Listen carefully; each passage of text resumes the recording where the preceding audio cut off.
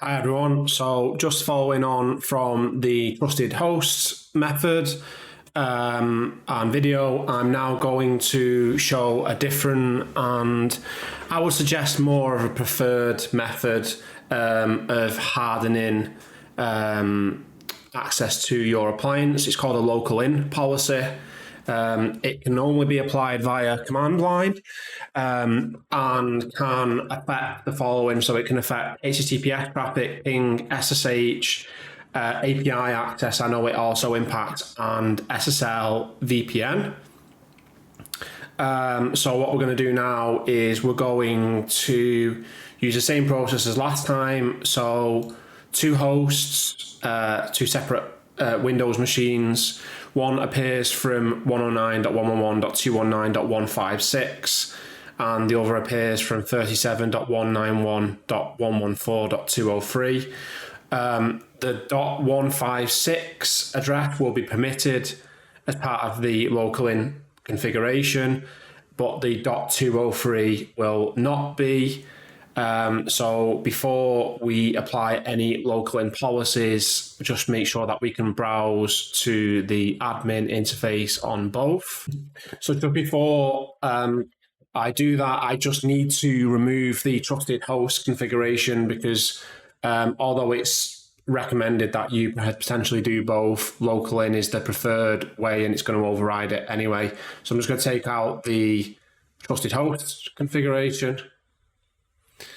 Now I'm going to go back to each machine and I'm going to try and browse to the FortiGate appliance. I might need to actually enable web access.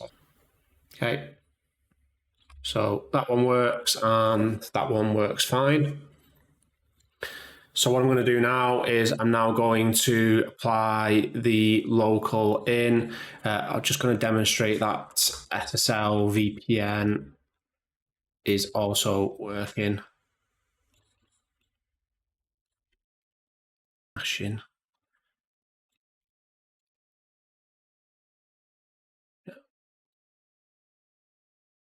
There we are. Yeah, so SSL VPN is also currently working on both. So we're going to go to the gate now. Be very, very careful with applying local in. You can lock yourself out of the appliances quite easily. I've already defined an address group, which I've referenced in the policy.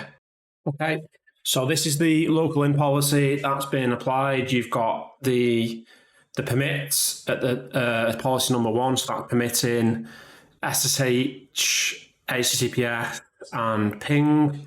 And then you've got the implicit deny for everything else. So if I go back to my two jump boxes, this one on the left-hand side, the .156 should work fine for the web. So we'll just test that again.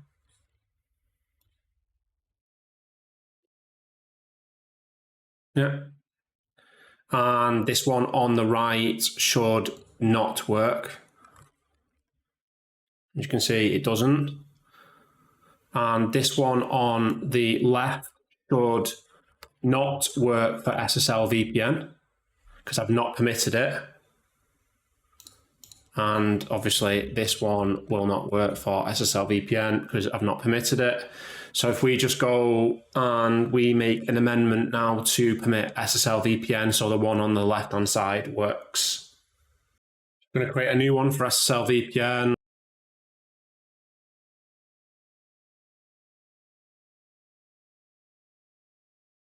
Yeah, like that. Yeah. So now we need to add that to the service group, the local in one that we've done. Okay. Okay. So jump back over to jump box. One on the left-hand side should work. Ta-da. Yeah.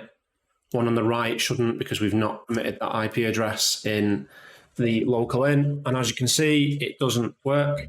So that is how to apply a local in policy. I'll leave a copy of the configuration in the comments for you. Another little trick, you can also enable the ability to see but not configure local in policy by going to System, Feature Visibility, Additional Features, tick the local in policy box. Then under Policy and Objects, Local in Policy, you can see what has been configured here. You can also go to the command line and do Show Full Firewall Local in Policy, and it will show you the local in policies that you have configured. As always, trying to get to 1,000 subscribers by 2024. So if you've not subscribed, then please do hit that like button and let me know in the comments what other content you would like to see. Thanks for your time.